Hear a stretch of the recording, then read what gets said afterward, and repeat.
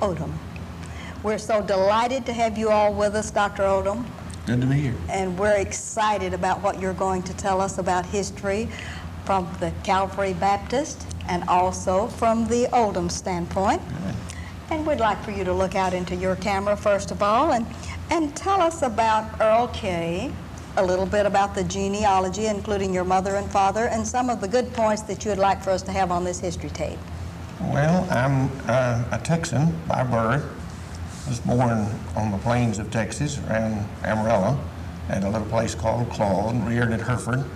My father was L.Z. Cap Oldham. He was known as Cap by everybody out on the plains. My mother was Nellie Prairie Oldham, and they lived there all their lives, really. Passed away from up in Hereford, Texas. All right, now, your parents, what did they do for a living out in West Texas? My father was a farmer most of his life. In his latter days, he was worked at a flour mill and a grocery store. All right, and where was Earl K. born in all of this transition period? Well, I was born in 1920 in a little place called Claude, Texas. All right. And moved to Hereford when I was 10.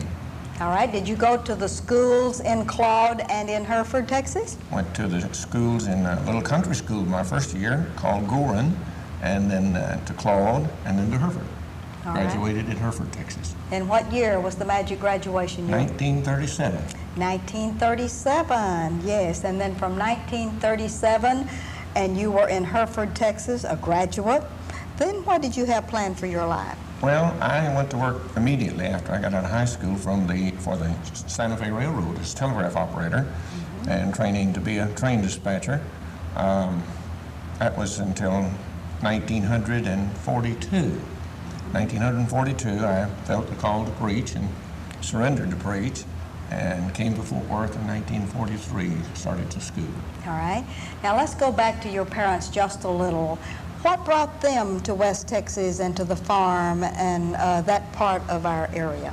Well, my daddy was a native of Texas. He was, actually born in Oklahoma Territory, came down to Mundy, Texas, and then drifted down to a place called Port Lavaca, Texas. He and his father and mother and family. My mother was born around Port Lavaca, Texas.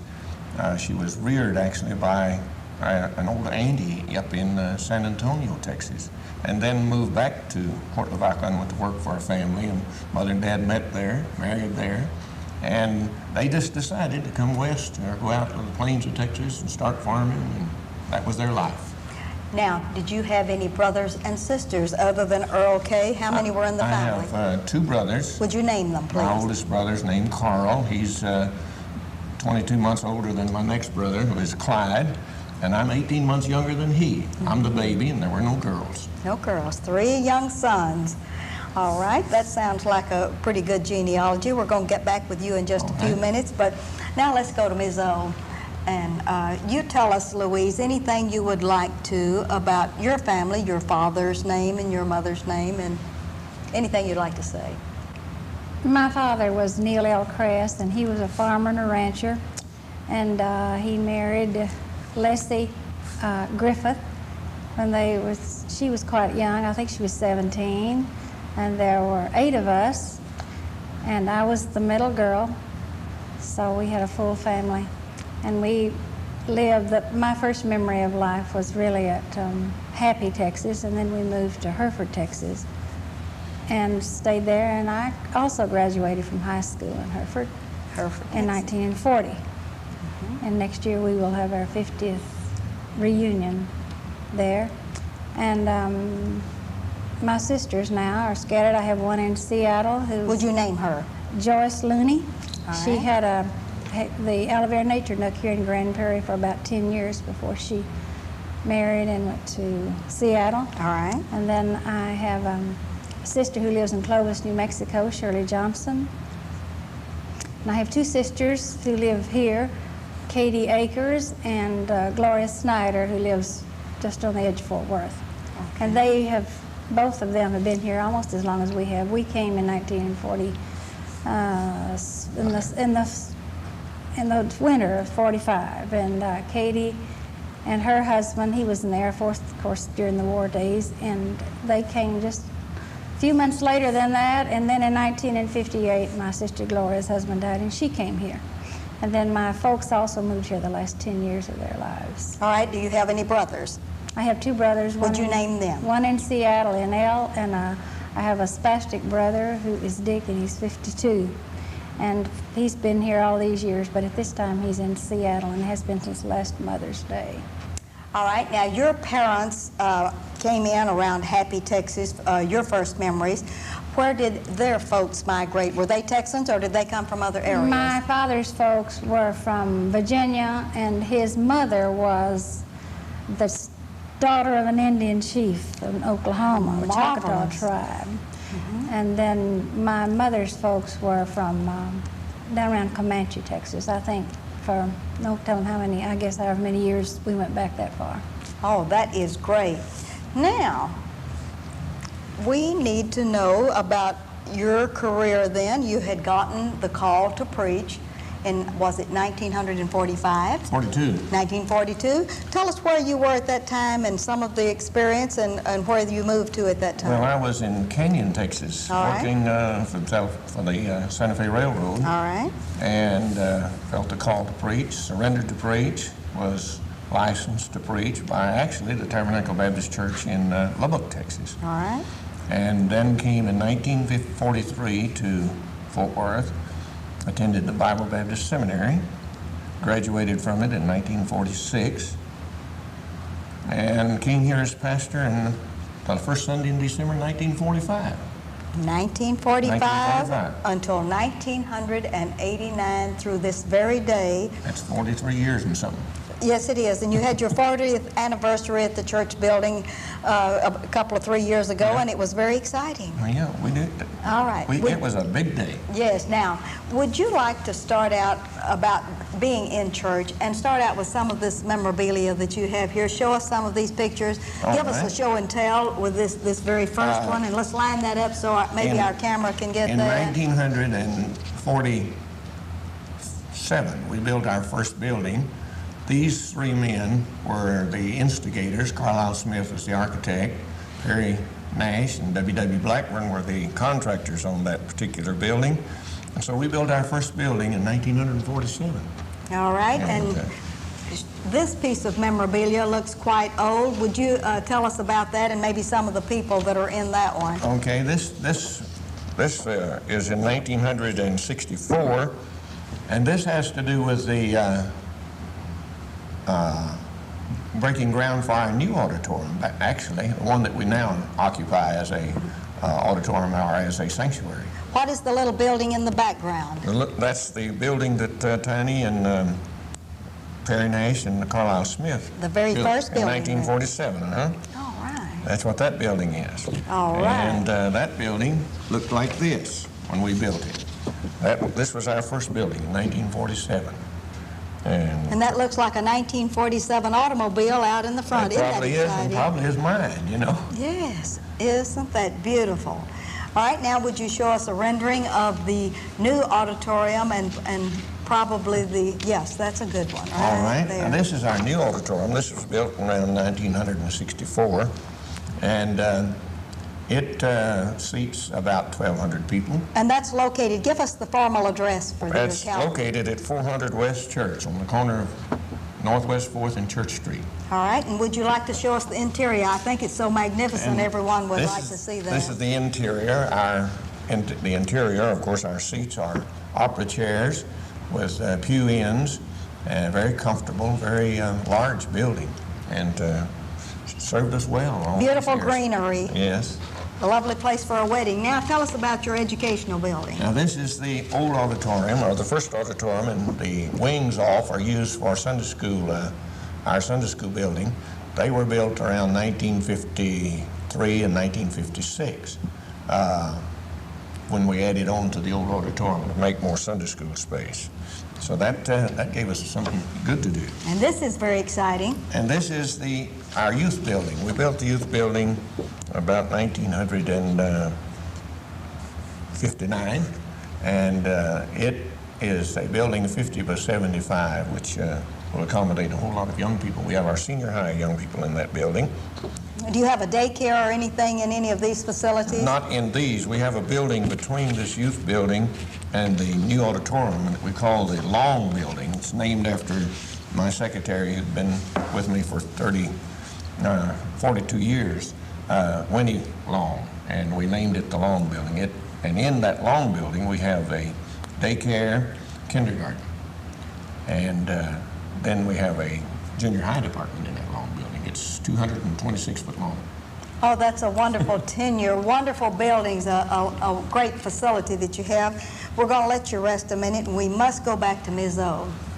Ms. O, when you came here in 1945 with the Reverend, did you at that time have any children? I was in Lubbock having my first child, Johnny, when he accepted the pastor here. And I came after he was born. We got here the last of January, the 1st of February. And I was also trying to finish up my degree, so I would take Johnny to school with me in the bassinet. And I did that for a whole year. I sat right beside me in class. In all of your, so Johnny went to school with you when he was an infant? He did, for a year. Oh, for a year. That is wonderful. And you have one other child. We'd like his name mentioned on this well, also. This is a girl, and her name is Kenny. Okay. She was born in May of '49. She's 3.5 years younger. And Kenny has been the organist for Calvary since she was 12 years old. I had played the piano up till that time. We were short of musicians in those beginning days, but the Lord has blessed us, so we just have jobs of them now, great good ones. But Kenny had been the organist until she left here 5 years ago. They moved to Vancouver, Washington. Time out. And now, Dr. Oldham, we'd like to ask you this. You've been with the church so long. Would you tell us how many members there were to begin with, and look out into your camera and for a few minutes just tell us about the growth pattern, how exciting it's been to see it grow from a small group, and just give us some history. Well, it's been a real exciting ministry. We started in 1945 with 65 people. We now have approximately 3,000 members.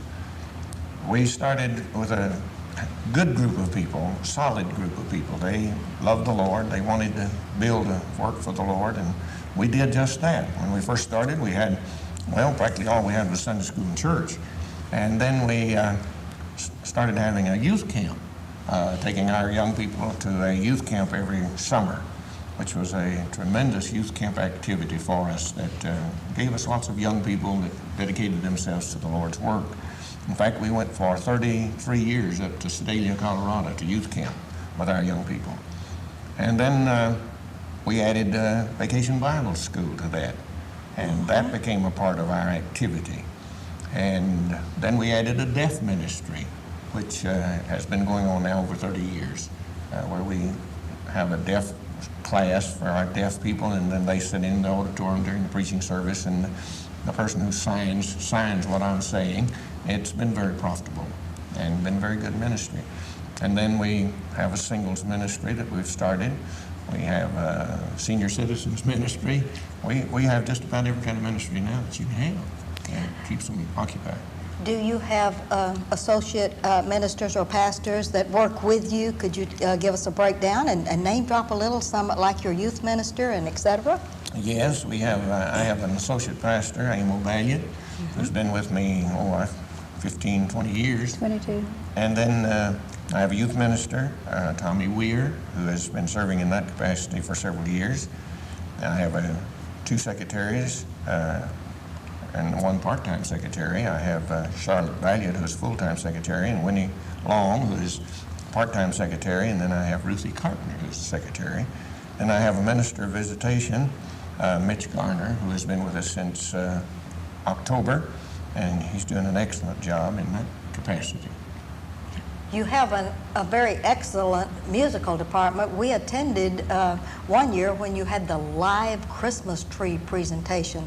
That was such an exciting thing. Tell us how that came about. That's under the ministry of Larry Brundage. He's been with me since he was just a boy, and he started leading singing when he was 18 in our church, and still there. But we just wanted to do something really different, and that's what we've tried to do with our music program all the way through.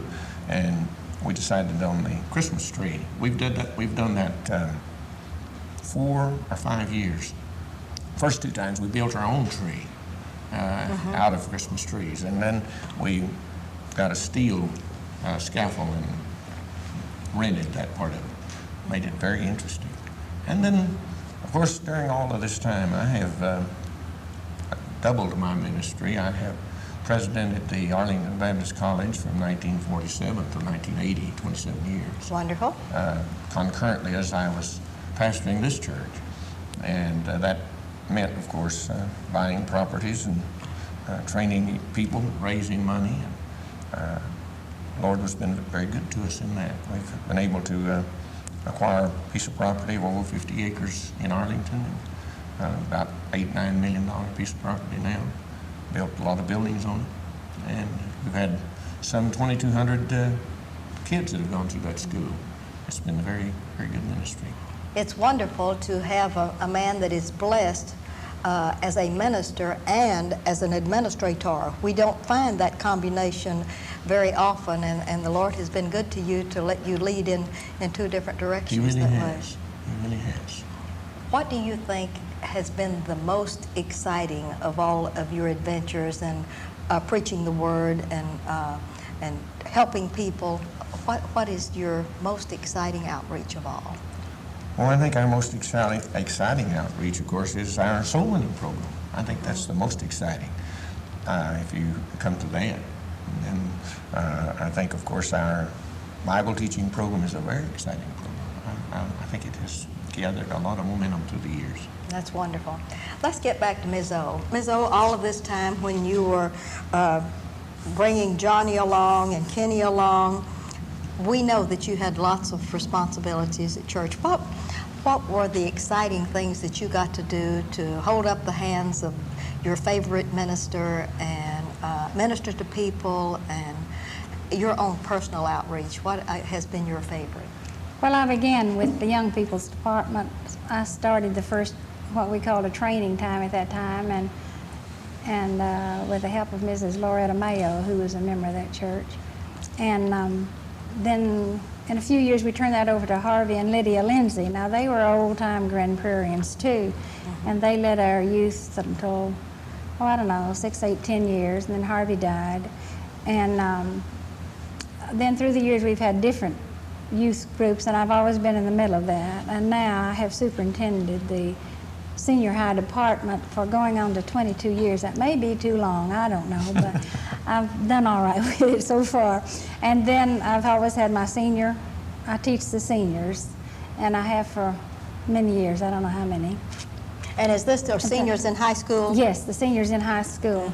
Now our youth directors, whom he left out a while ago, are Tommy and Mary Weir, and they've been here about 6 or 8 years now, they too. And they sort of came through here. They also graduated from Arlington Baptist College.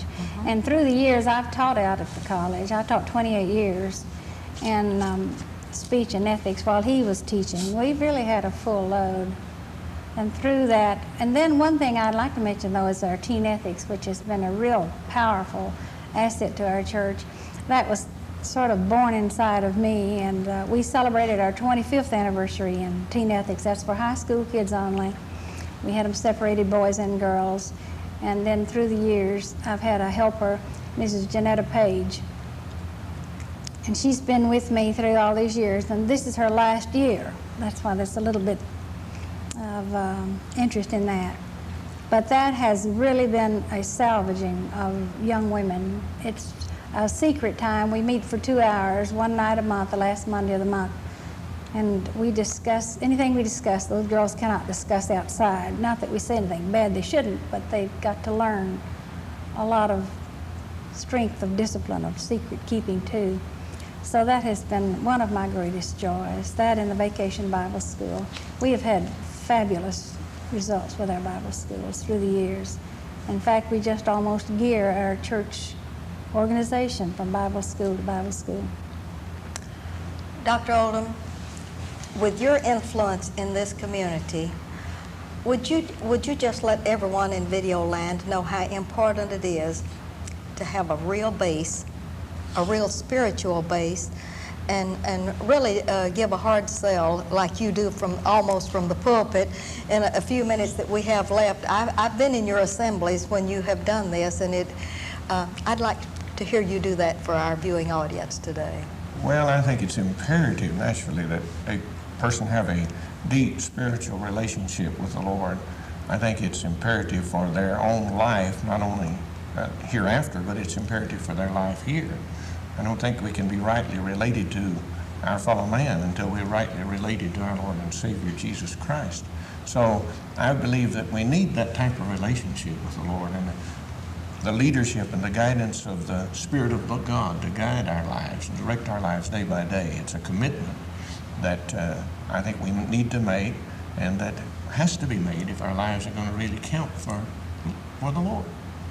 Ms. O, I'd like for you to look into your camera and kind of talk with parents from a mother's point of view, how important it is for them to have a strong influence of direction to boys and girls, how important you feel that it is.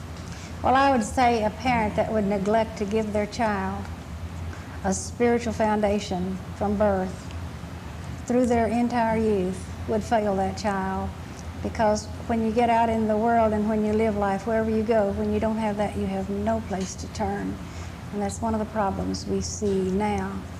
The kids don't know where to turn. They don't know the Lord. They don't really know that a church could be theirs, or the power of the Word. And that's why so many of them get lost in the way. And I would say that'd be the most important thing any parent could do. Do you have an outreach program through the seniors or through the other youth that you administer to and with, to the nursing homes, to the people that are crying out for someone just to come in and say hello? Do you have a program such as that? Our youth director, Brother Weir, and we've had different directors through the years, have done different things. Now, they go at certain times of the year. They go to the nursing homes and to the hospitals, and we had a youth director, Ronnie and Pat Keith, who are also Grand Prairie institutions, and they took our kids 2 or 3 different times to the polio foundation homes and through that sort of thing, as far as the physical part was concerned. The rest of it, they've had off and on great visitation programs. We have had the strength of Calvary has been its youth through all these years. We've capitalized on that. Dr. Oldham, there is a ministers group in town. There are a lot of activities going on in town. What do you think has been the greatest change that you have seen in Grand Prairie since coming to town in 1945, and some of the directions that you hope Grand Prairie will take in the future? Well, I think the greatest change, perhaps, that I have seen in the city has been from the standpoint of getting to visit in homes.